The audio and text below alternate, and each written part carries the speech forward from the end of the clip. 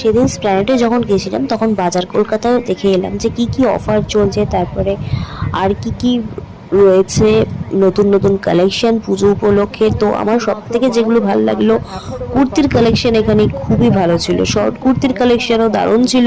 249, 299, 399 ছিল। আর এছাড়াও palazzo collection ছিল ভালো।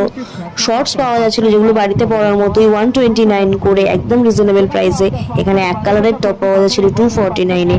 আর আমার তো সব থেকে ভালো লেগেছে কুর্তির কালেকশন। 199, 299-এ যে কুর্তির কালেকশন ছিল দারুণ ছিল। আমি ওখান থেকে তো ভাবছিলাম যে সবকটাই তুলে নিয়ে চলে আসি, কারণ আমার এতই ভালো লাগছিল, কিন্তু সেটা তো পসিবল নয়। ওই জন্য ওখান থেকে আমি তিনটে নিয়ে গেছিলাম ট্রায়াল করতে।